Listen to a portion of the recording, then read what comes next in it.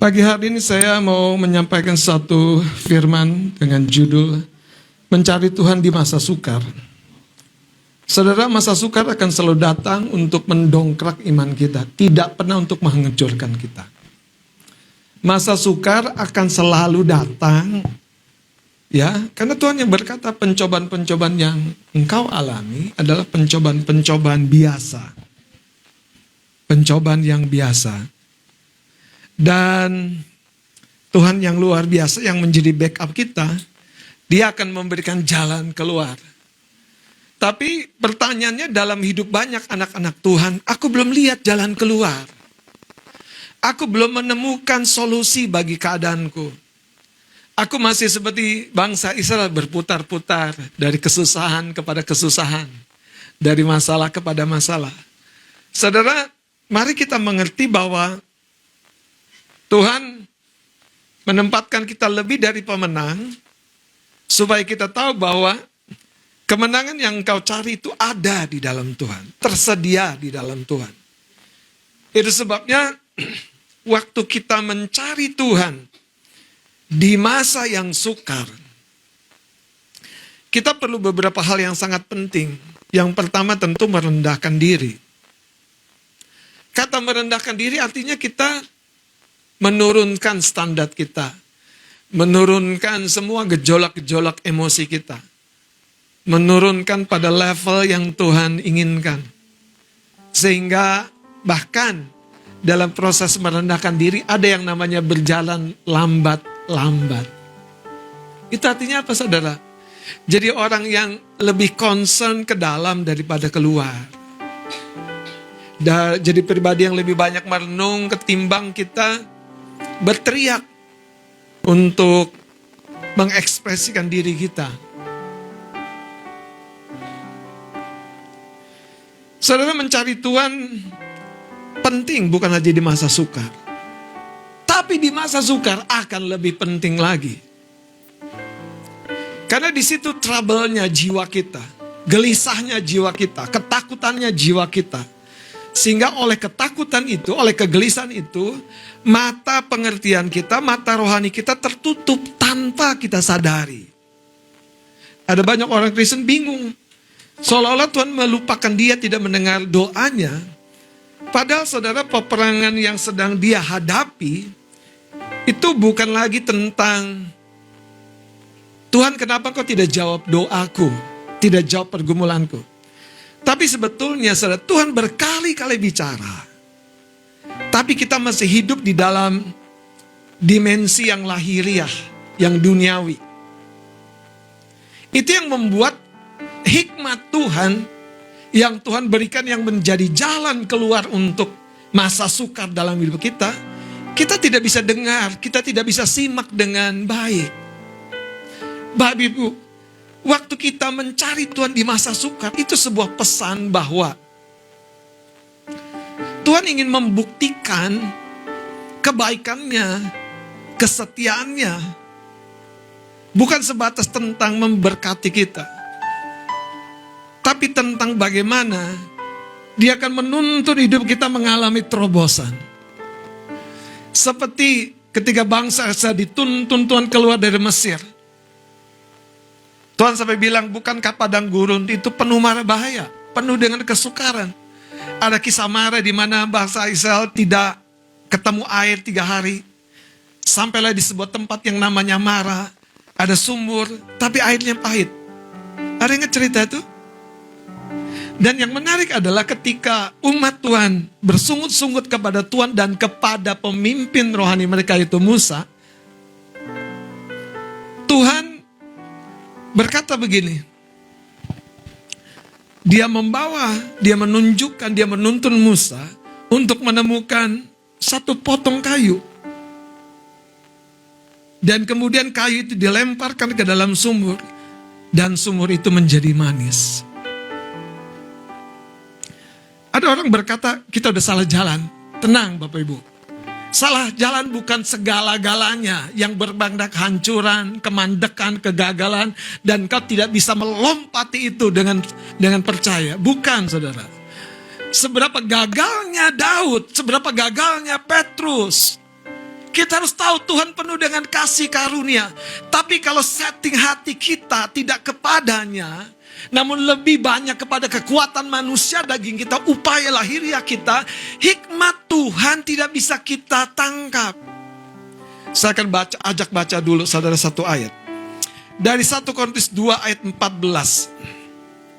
Karena ayat ini ditulis oleh Rasul Paulus supaya jemaat Korintus sadar bahwa kita selalu hidup dengan dua sisi kehidupan, yaitu kehidupan lahiriah dan kehidupan rohani atau kehidupan batiniah.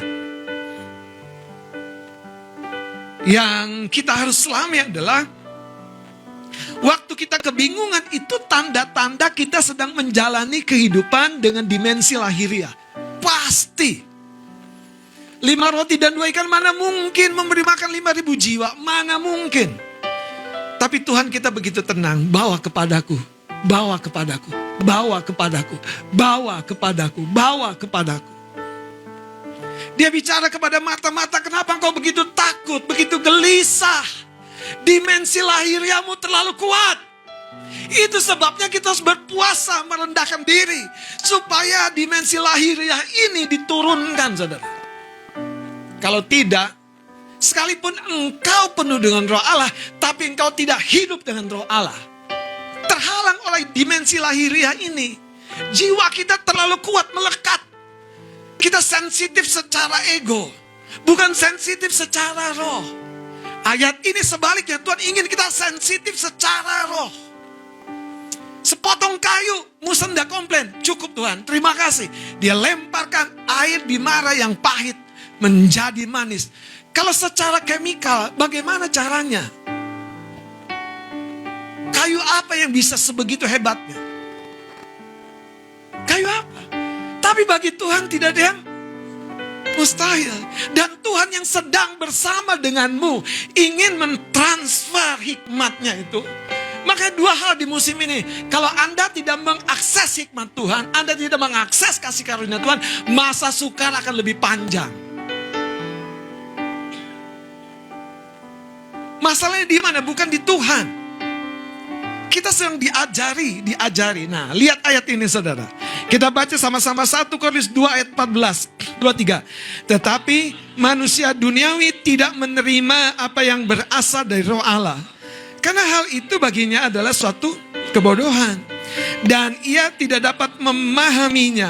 Sebab hal itu hanya dapat dinilai secara rohani. Bapak ibu saudara, ada satu cerita dalam hidup saya ketika saya kalau pagi mau doa, bangun udah bersin. Dan setelah bersin biasanya hidung meler. Sebelumnya biasanya hidung mampet. Saya berpikir, ini alergi. Saya berpikir kemudian ini jangan-jangan sinus. Terus yang paling melencengnya saya berpikir ini flu. Bagaimana mengantisipasinya? Kadang-kadang ya doanya tetap jalan sambil sumpel di sini pakai tisu. Ambil minyak saudara untuk meredakan, tetapi tidak reda juga. Sekian lama, sekian tahun, saya nggak ngerti. Saya terus dengan pola yang sama. Berhentilah dengan pola yang sama. Kalau tidak ada hasilnya, Bapak Ibu Saudara, tolong dengar saya. Kalau dengan pola yang sama tidak ada hasilnya, berarti itu bukan jalan Tuhan. Saya ngotot dengan minyak ini, minyak itu, minyak ini. Makanya kemarin istri saya ke Indomaret. Yang terekam oleh dia, beliin minyak buat suaminya. Supaya apa? Kalau bersin-bersin, meler, pakai tisu, sumpel di sini. Berdoa, sangat berdoa. Masalahnya kita berdoa dengan kedagingan. Gimana yang terjemahkan? Gini, kita berdoa dengan versi manusia lahiriah kita gitu. Kita hendak tenang, teduh, merendahkan diri. Di mana versi manusia roh kita bisa menyelami apa yang sedang roh Tuhan taruhkan. Itu bertahun saudara, bertahun. Saya pikir saya malang sekali. Tugas saya berdoa, itu yang paling terhalangi kalau pagi. Tugas saya menyembah, itu yang paling terganggu kalau pegang gitar sambil sumpah tisu pakai minyak di sini, saudara. Kadang-kadang dengan cara itu saya doanya sambil rebahan aja supaya jangan ini mengganggu menetes ke bawah. Dan itu bertahun sampai pada satu titik pencerahan datang. Ini bahasa duniawi, pencerahan datang. Saya tahu it's small things. Saya baca istilahnya supaya Bapak bisa tahu. Itu namanya peradangan atau alergi rinitis. Alergi selaput lendir hidung. Bukan apa namanya tadi? Sinus. Saya sampai beli alat terapi. Sumpel gini pakai infrared. 15 menit pagi, siang, sore. Saya seperti wanita yang 12 tahun itu, pokoknya kejar. Ini gak boleh begini terus, kejar. Ini gak boleh begini terus. Ini mengganggu jalan hidupku. Tapi Tuhan itu setia. Yang saya mau cerita, Tuhan gak pernah rumit. Entah bagaimana, saya membuka satu artikel dan saya membaca. Obat tersebut sebetulnya untuk peradangan kulit. Tapi dari artikel yang satu tentang peradangan kulit, saya membaca artikel yang terkait dengannya. Peradangan yang lain. Saya beli dong obatnya. Mau tahu berapa harganya? Mau tahu? 10 tablet cuman 1.200 perak. Aduh Tuhan. Solusi masalah yang bertahun-tahun cuman 1.200 perak. Tepuk tangan dong Tuhan. Yang mustahil terjadi. Saya minum, saya baca. Dampaknya 1 jam saya tunggu. Mereda. 1 jam berikutnya tuntas. Nggak ada tuh angin AC memaparkan hidung saya lagi. Nggak ada tuh hidung mampet lagi. Saya mau beritahu saudara. Banyak kita berputar dalam hidup kita. Begitu rumit di area hubungan, di area kesehatan, di area keuangan. Karena engkau berdoa dengan versi lahiriahmu. Engkau tidak cukup merendahkan diri, yakinlah dengan kata-kata saya. Saya merasa tahu, saya merasa yakin. Yang saya tahu sih, yang saya yakin, yang saya kejar. Pada Tuhan menunggu, nak, buka dikit nak, buka nak. Waktu saya terbuka, Tuhan kasih tahu. Sejak itu saudara, tidak ada, dia datang lagi. Apakah itu hasil doa? Jelas. Makanya waktu Tuhan menunjukkan sepotong kayu sama Musa untuk menyelesaikan masalah satu bangsa, nggak masuk logika. Ayat ini bilang bagi manusia duniawi itu merupakan kebodohan. Ada orang mungkin berpikir, Bang yakin dengan harga obat yang 1.200 perak itu? Waktu saya baca lebih jelas lagi di Halodoc, memang murah meriah harga obatnya. Terus saya mau komplain sama produsen obatnya. Tolong ini kok obat dijual murah banget. Nanti saya nggak dipercaya kalau cerita sama jemaat. Waktu saya beli, saya baca yang menarik. Obat peradangan itu untuk menyelesaikan bukan hanya radang di sini. Isi saya, ini bukan promosi obat ya. Tapi saya mau kasih tahu, itu namanya hikmat. Istri saya sariawan. Tapi mungkin baru 2 hari. Udah kelihatan gitu. Gejala-gejalanya. Tak minumin obat yang 1.200 perak itu. Nggak jadi sariawannya. Pada cerita sama Om Petrus bertahun-tahun kita berjuang sama sariawan ya Om ya. Oh dari abotil tetesin sini sampai merah. Sampai sakit. Minum vitamin C banyak-banyak. Minum pokoknya saya cuma obat 1.200 perak. Obat anti radang. Tokcer lagi. Saya mau kasih tahu gini. Setiap masalahmu ada obatnya. Setiap keadaanmu ada solusinya. Mata air di kota Yeriko yang mengalirkan racun ke kota di bawah. Yang ketika itu seluruh bangsa di kota Yeriko itu datang kepada Nabi Elisa berkata, Tuhan ku lihat kota ini letaknya bagus. Saudara jangan sesali pasanganmu. Kalau dia masih seperti mata air di kota Yeriko itu tenang, ada solusinya. Kalau anakmu bermasalah, tenang. Dia seperti kota Yeriko, butuh sentuhan, hikmat Tuhan. Nah, waktu bangsa datang kepada Nabi Elisa, apa yang Elisa bilang? Ambilkan aku sebuah pinggan baru, di atasnya garam. Anda harus mengerti, saudara, bukan sekedar doa solusinya. Tangkap tuntunan Tuhan, tangkap hikmat Tuhan. Jangan ngotot dengan dimensi lahiriahmu. Saya pernah ceritakan, kalau naik tol dari Serpong, keluarnya di mana? Di tol veteran. Di tol veteran. Itu exit yang terbaik, Mas Kris. Kalau mau ke Sekre, keluar di tol veteran. Tapi situasi tidak selalu sama. Saya klik Google Map. Google Map udah bilang keluar di Bintaro. Keluar, bos. Anda tahu kalau saya pakai ungkapan ini, bosnya memang nih daging ini. Keluar, bos, di kiri, bos. Saya paksain terus, kan saya biasa di keluar exit tol veteran. Ini memang bos nih, si daging ini.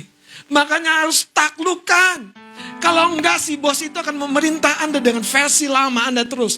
Hubungan udah babak belur, jalanin terus. Keuangan udah babak belur, jalanin terus. Kesehatan udah babak belur, ya makin babak belur. Jelas Tuhan tuh tidak men-setting hidupmu seperti itu. Tidak sama sekali. Buat apa firman yang berkata di dalam Kristus aku cakap menang segala perkara. Karena hikmatnya masuk. Karena kasih karunia-Nya masuk. Kalau dirimu ngeblank, dirimu kosong dengan versi lahiriahmu, yang ada komplain tentang hidupmu. Padahal Tuhan mau bikin kesaksian, campur tangannya. Saya ngotot dong keluar di tol veteran. Sama kanan itu saksinya. Saya bablasin dong. Si bos nih. Mana kan kita yang pegang kemudi. Pede lagi. Kebodohannya menjadi kenapa? Saya nggak lihat perbedaannya. Keluar di Bintaro berapa menit bedanya dengan keluar veteran. Aduh, saya bilang kok manusia daging ini kacau sekali ya. Ya dilihat dulu. Kalau udah tahu bedanya 20 menit, itu artinya bodohnya udah bablas. Saya terusin tuh keluar di veteran. Udah macet. Aduh, lama. Pada Google Map yang memantau dari atas seperti Tuhan kita berkata begini, nak, berhenti. Nah, rest. Jangan terus bertanding, rest di kakiku. Kita seperti bos itu, tancap gas. Tol veteran, nyampenya lama. Tepok jidat aja gak merubah keadaan. Kasih tahu tepok jidat gak merubah keadaan.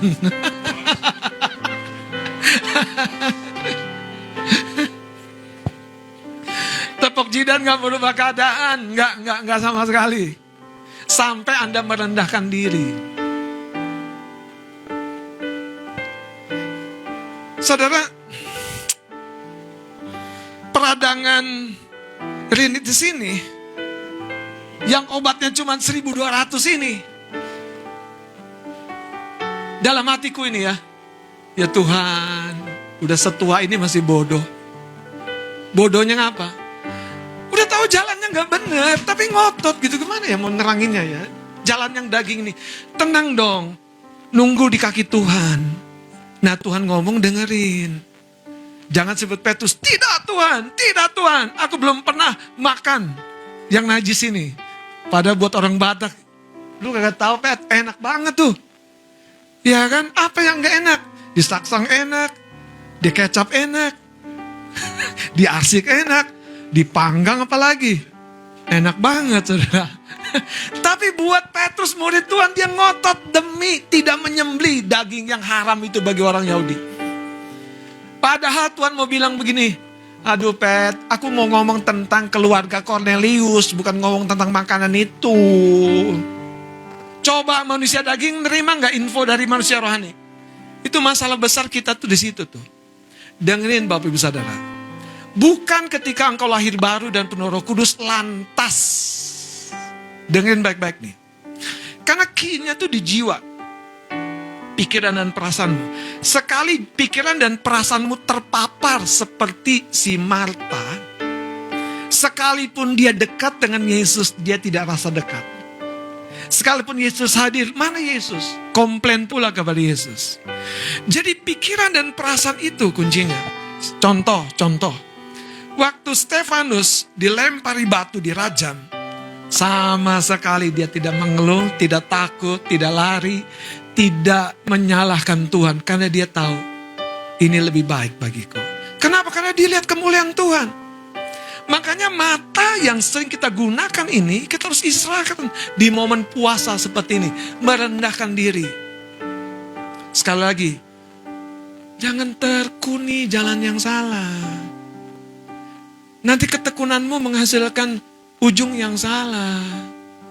Jangan ngotot dengan jalan yang salah.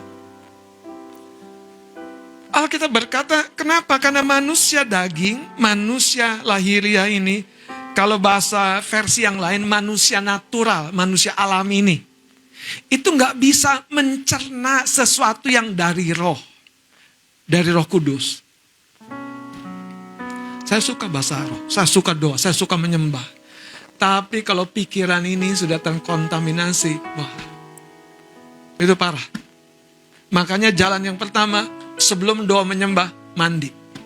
Jadi air ini meredam jiwa saya, menenangkan jiwa saya, baru batin, jiwa, roh ini connect dengan jiwa. Karena jiwa manusia yang sama ini yang bisa mencerna atau terhalangi mencerna. Saya mau kasih tahu, banyak setan diizinkan itu untuk membuat akar imanmu kokoh. Ini ungkapan yang unik. Banyak setan diizinkan untuk mengganggu kita, untuk membuat akar imanmu kokoh. Dan kalau sudah akar imanmu kokoh, engkau menerima porsi ganda. Kenapa? Karena di situ imanmu grow. Kata Mas Kris saja, kalau udah santai bisa kebablas ya. Ya Mas ya, kalau udah nyaman bisa kebablas. Saudara, hari ini apakah kita sedang mencari Tuhan di masa sukar? Seperti apa yang kau maknakan sebagai mencari Tuhan? Saya suka bilang begini sama murid-murid. Kenapa ada 3 hal besar yang kita harus jaga, bangun? Yaitu hubungan yang pertama, yang kedua kesehatan, yang ketiga keuangan. Karena 3 hal besar yang menjadi sasaran setan, yang sebetulnya dasar kehidupan kita untuk bisa menjadi berkat, menjadi terang. Bartimeus mencari kesembuhan untuk ikut Yesus setelahnya.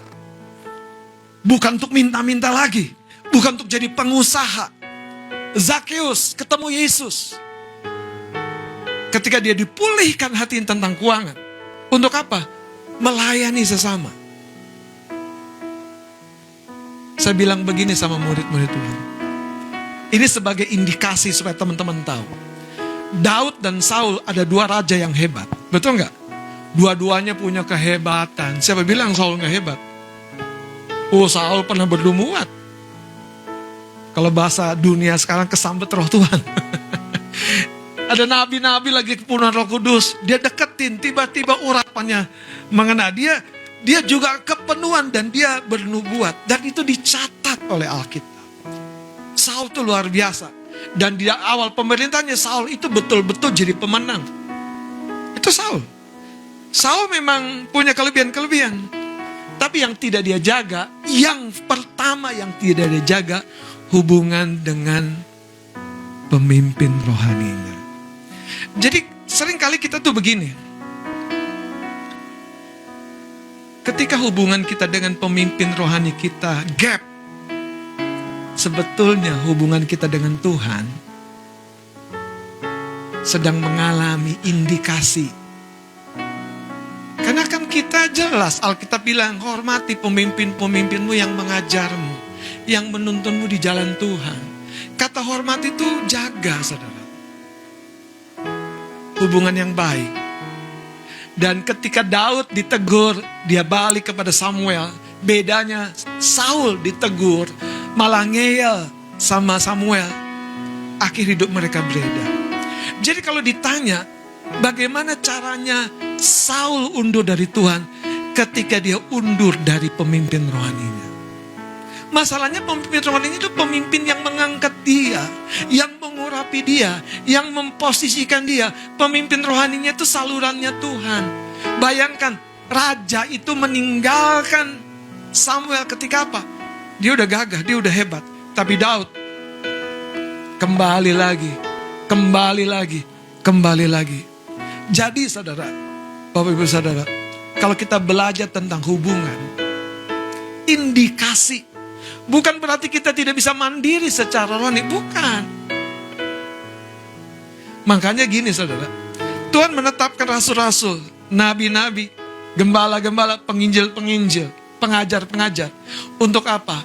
Untuk memperlengkapi tubuh Kristus. Jadi Tuhan ingin kita tuh menyatu, terhubung untuk pekerjaan Tuhan. Hari ini saya mau ajak kita lihat lagi satu cerita di dalam kitab 2 Tarik pasal yang ke-20.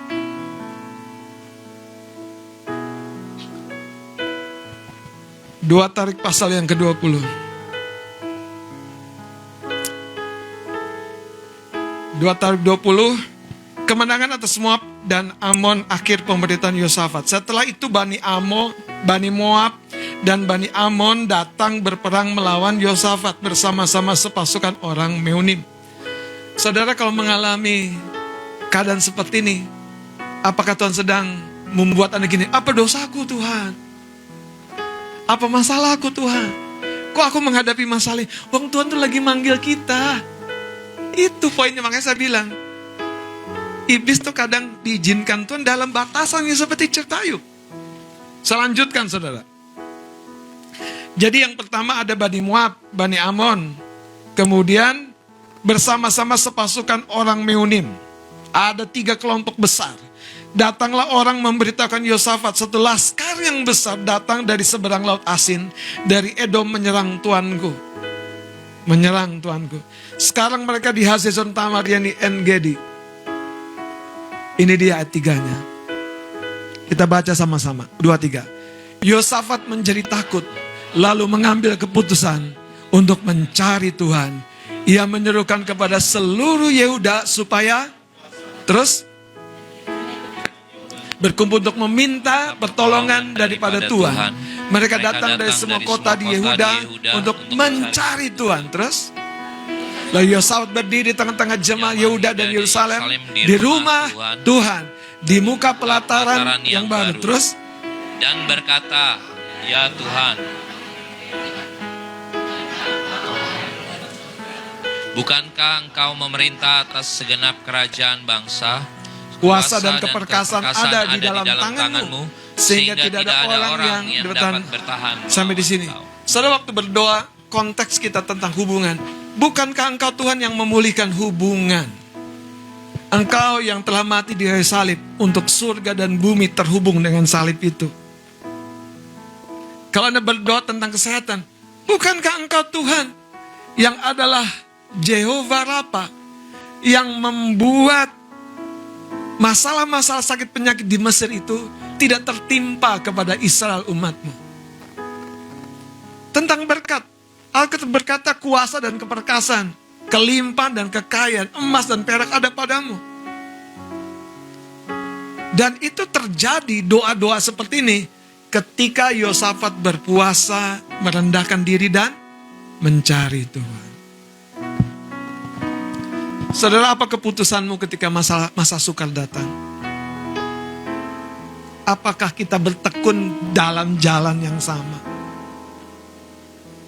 Zefanya menyerukan kepada umat Tuhan. Coba kita lihat kitab Zefanya. Ini seruan yang menjadi satu seruan keras sekali, saudara. Zefanya pasal yang kedua, ayat 1 dan 3, mari kita baca sama-sama. Seruan untuk bertobat. Bersemangatlah dan berkumpullah hai bangsa yang acuh tak acuh, sebelum kamu dihalau seperti sekam yang tertiup.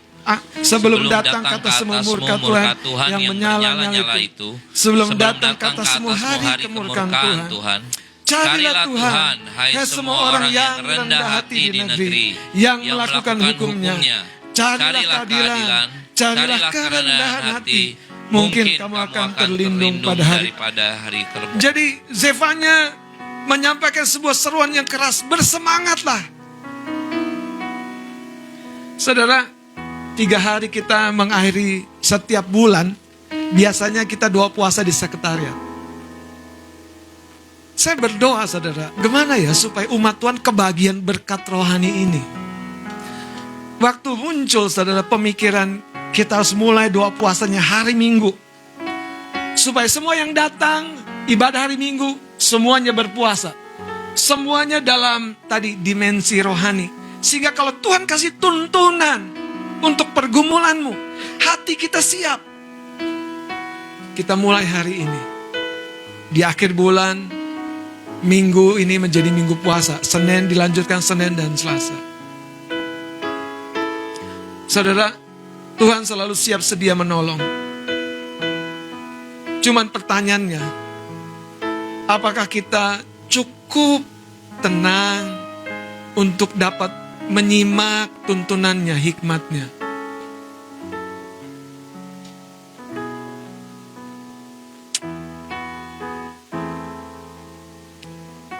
Ada sebuah cerita saya dengar.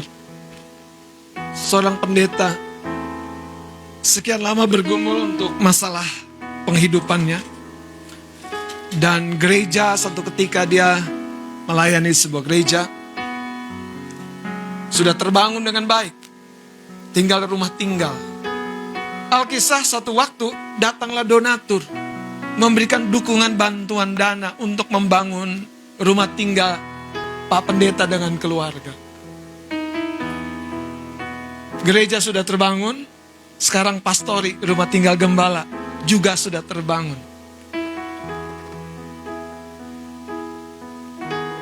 Sampai satu ketika semua sudah terbangun cukup baik.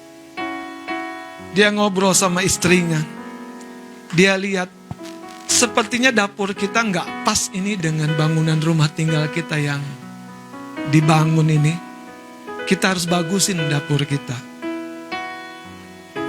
Tiba-tiba muncul di benaknya, cari dana pinjaman ke bank. Belum ini masalahnya. Di batas waktu di mana dia mulai minjam ke bank. Entah bagaimana, ini cerita yang saya dengar di telinga saya sendiri. Penipu datang menawarkan join beli mobil, sebuah kendaraan. Penipunya itu entah bagaimana bisa meyakinkan si Pak Pendeta bahwa dia itu teman si Pak Pendeta. Dari WA-nya, dari suaranya. Anda kalau berpikir kok bisa, itulah. Kalau manusia lahiriah kita tenggelam dengan keinginan yang kuat.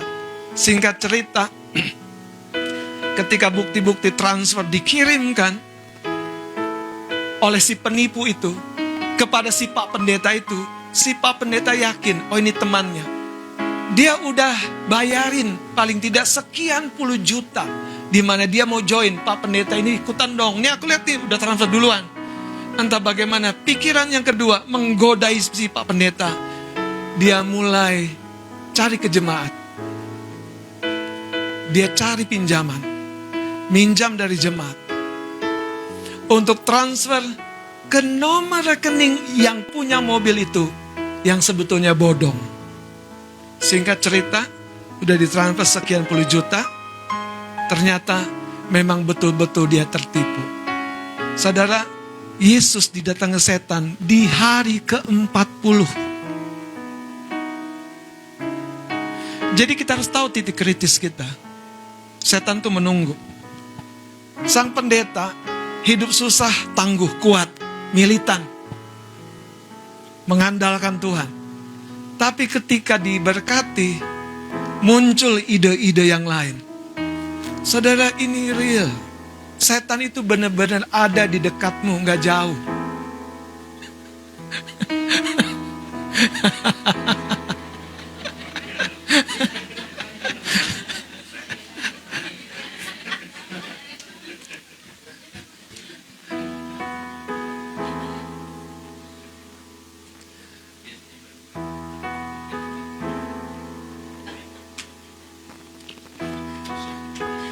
Waktu saya mendengar cerita ini, waktu hidupnya berpadan dengan apa yang ada, setan gak punya jalan. Tapi waktu harapan-harapan lahiriahnya melampaui hikmat dan kasih karunia Tuhan, jebakan demi jebakan muncul dan mengena kepada dia. Bapak Ibu Saudara, dari poin ini saya mau bilang begini. Kenapa kita harus mencari Tuhan? Jangan pernah merasa aman. Jangan bermegah dengan kekuatanmu, dengan kekayaanmu, dengan hartamu, dengan tenagamu, dengan pangkat, dengan derajatmu. Jangan bermegah. Tapi siapa mau bermegah karena dia memahami aku, kata Tuhan. Bapak Ibu Saudara, waktu sang pendeta jatuh dalam masalah keuangan, itu jadi pelajaran besar buat saya. Untuk masalah hutang piutang, harus punya pakem. Harus punya patok rohani. Harus punya ketegasan kepada manusia daging ini. Kalau tidak, saudara, setan itu liciknya minta ampun. Dia cium kelemahan Anda. Karena Anda sedang tenggelam dalam versi manusia naturalmu. Kalau nggak jalan ini, gimana aku bisa jalan? Kalau nggak pilih ini, bagaimana aku bisa pilih yang lain? Anda sedang membatasi Tuhan dengan ketidakpercayaanmu.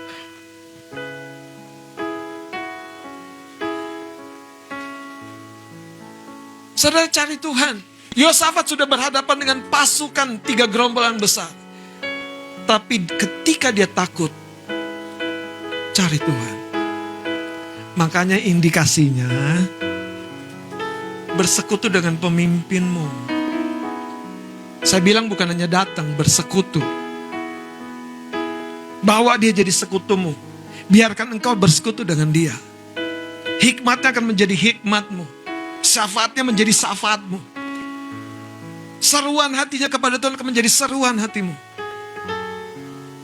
Saya percaya, saudara, waktu Yosafat menjadi takut dan memerintahkan semua umat datang ke rumah Tuhan. Saya ingat Alkitab mencatat di kitab Imamat. Biarlah hari Sabat, biarlah hari puasa itu menjadi hari Sabat. Dan di situ akan terjadi satu momen-momen yang membuat mata rohani kita terbuka dan melihat jalan Tuhan. Katakan amin.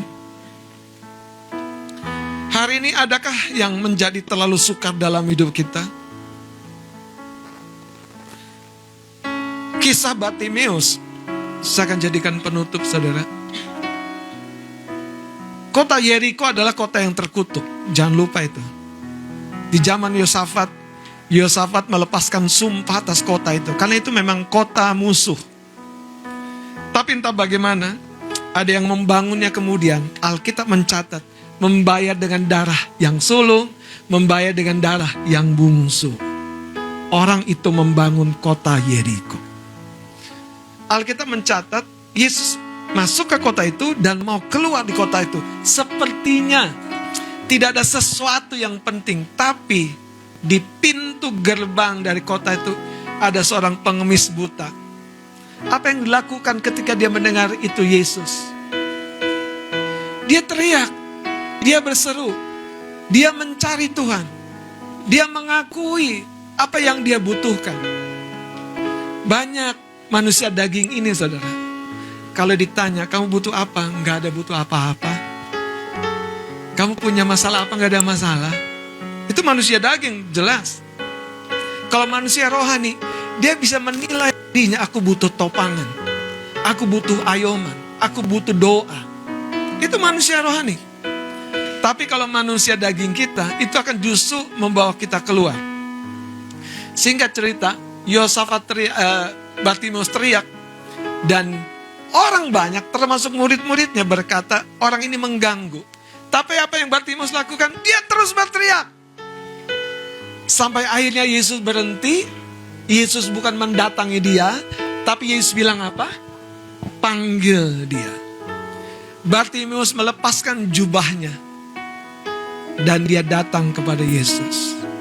Saudara, jangan sepelekan Tuhanmu. Tuhan tahu hatimu yang dingin. Tuhan tahu hatimu yang hambar. Makanya dia izinkan. Dia latih kita di masa sukar. Tapi dia setia. Itu sebabnya Zefanya berkata, bersemangatlah. Saudara, jangan tunggu peringatan sampai di titik yang kritis. Jangan, saudara. Mari merendahkan diri dan carilah Tuhan. Yosafat menurut saya cukup bijak. Dia menyerukan kepada seluruh rakyat untuk datang ke rumah Tuhan, berdoa, berpuasa, dan merendahkan diri. Kalau Anda baca selanjutnya, apa hikmat yang Tuhan kasih sama Yosafat? Untuk menaruh barisan pujian penyembahan di barisan pemegang pedang. Kalau kita suka menirunya, karena kita copy paste aja. Padahal Tuhan bilang, nah, jurus buat kamu tuh tidur. Tidur buat kamu.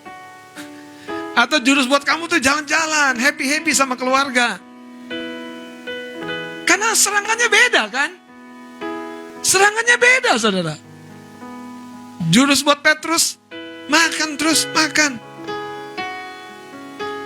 Jurus buat yang lain, puasa kamu.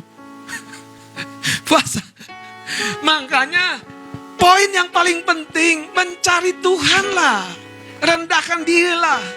Sampai dia akan menaruhkan tuntunannya untuk menjadi jalan bagi kehidupanmu. Mari kita bangkit berdiri.